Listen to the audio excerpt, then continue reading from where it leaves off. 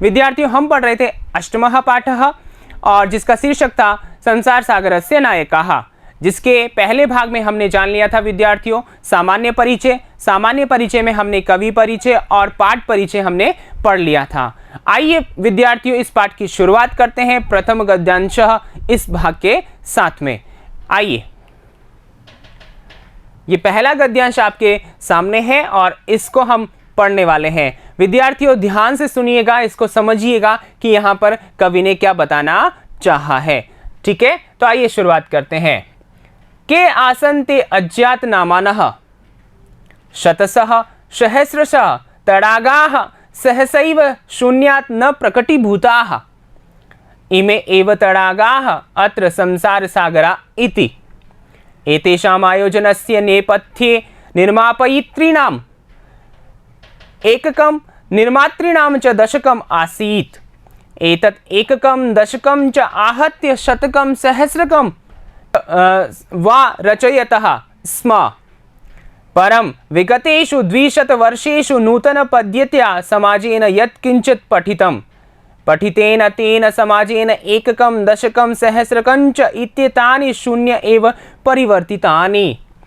ठीक है विद्यार्थियों, ये आपका पहला गद्यांश है और इसको समझने के लिए आइए हम आगे चलते हैं कठिन शब्दार्थों की ओर।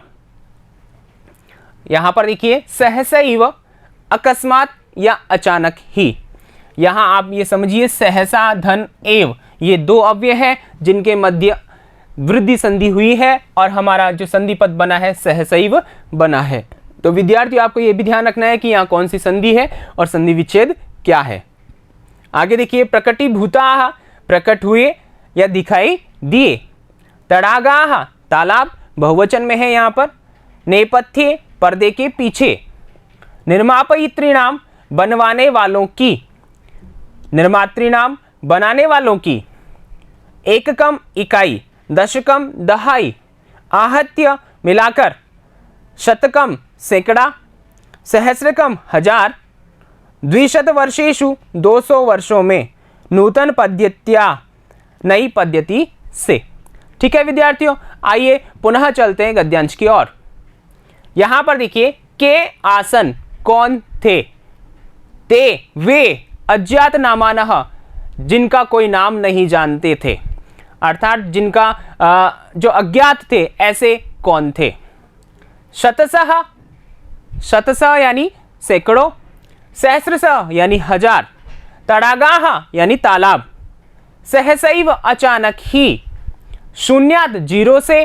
न प्रकटीभूता, न नहीं प्रकटीभूता प्रकट हो गए। यानी कि जो सैकड़ों हजार तालाब थे वो शून्य से किस प्रकार या कैसे प्रकटित हो गए, या ऐसे ही प्रकटित नहीं हुए। इमे एव तडागाः, ये तालाब ही अत्र यहां पर संसार सागरा इति, संसार के सागर है। तो विद्यार्थियों यहां पर यह ध्यान रखना है कि इमे एव तडागा, यही तडाग यानी कि तालाब, इन्हीं को संसार सागराः, यानी संसार सागर कहाँ है, संसार के सागर कौन है, तालाब। ठीक है, ऐसा आपको समझना है यहां पर। एतेषाम आयोजनस्य नेपथ्ये, इनके आयोजन के पीछे, पर्दे के पीछे, यानी कि ये कैसे बने, इनके जो इतिहास रहा उसमें। निर्मापयित्रीणाम, जो बनवाने वाले हैं। ठीक है, एककम, इकाई थी उनकी, यानी कि इकाई के रूप में थे केवल। निर्मातृणाम च दशकम, और बनाने वाले कितने थे, दहाई में, यानी दहाई की संख्या में थे।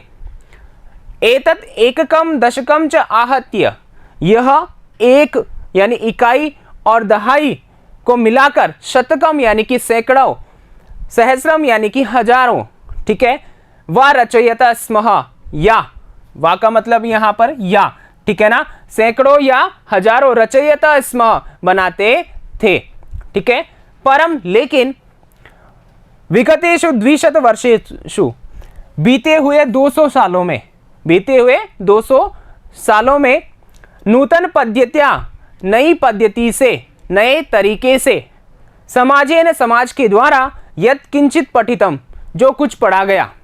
ठीक है ना, समाज ने नई पद्धति से कुछ पढ़ा। ठीक है, पठितेन तेन समाजेन, पढ़े गए उस समाज के द्वारा, एककम दशकम सहस्रकम च, इकाई दहाई और जो हजारों हैं, ठीक है, इत्येतानि वो सबके सब, शून्य यानी कि शून्य में, एव ही परिवर्तितानि परिवर्तित हो गए।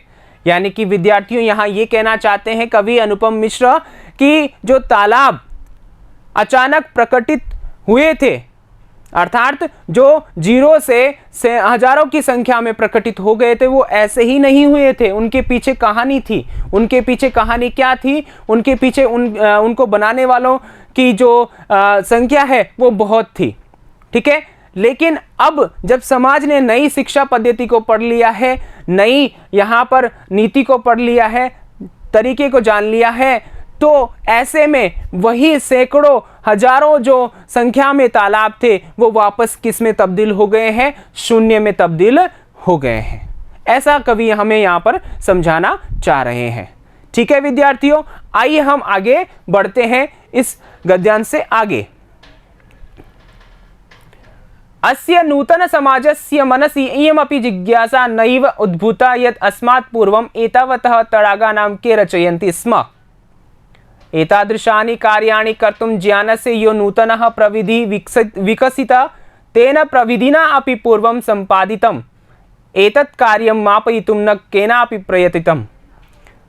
जो हमने गद्यांश पढ़ा उसी का ये भाग है, और इसको भी हमें समझने के लिए हम कठिन शब्दार्थों की ओर बढ़ते हैं।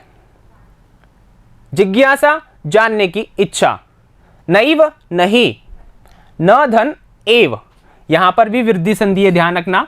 उद्भूता उत्पन्न हुई, जागृत हुई।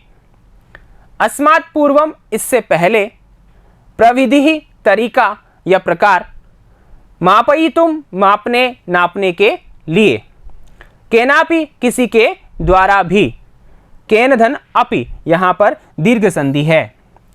प्रयतितम प्रयत्न किया, ठीक है विद्यार्थियों।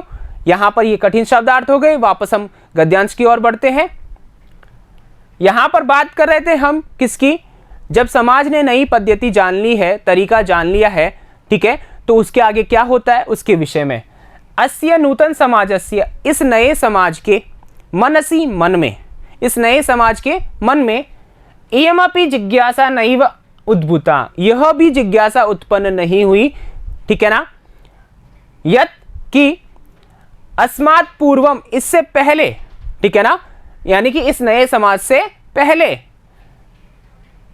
एतावतः तडागान, इन तडागों को, इन तालाबों को, के रचयन्ति स्म, कौन बनाते थे। उनके मन में ये जिज्ञासा नहीं आई कि इतने सारे जो हजारों की संख्या में तालाब थे वो कौन बनाते थे, ऐसी जिज्ञासा नए समाज के मन में नहीं आई।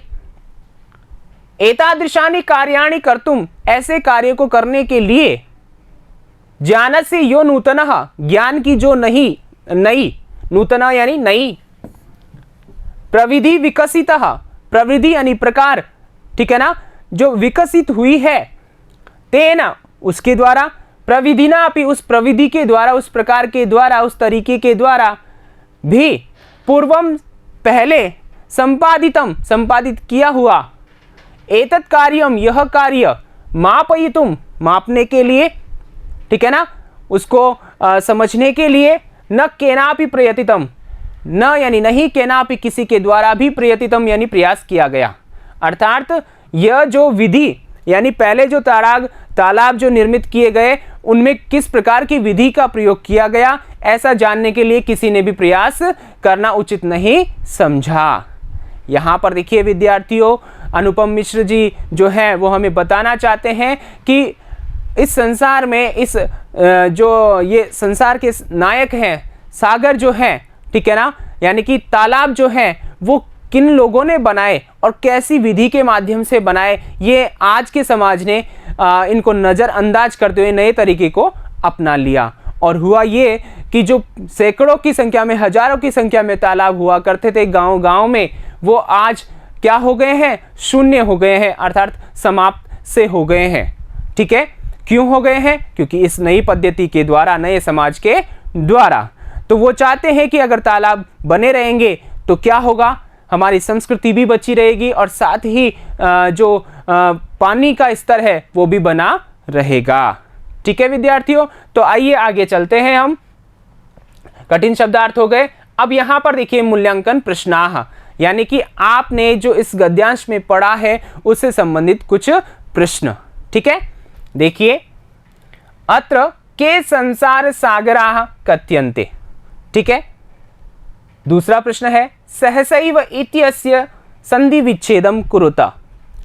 अगला है अस्मात् पूर्वम एतावतः तडागान् के रचयन्ति स्म इति जिज्ञासा कस्य मनसि नैव उद्भूता।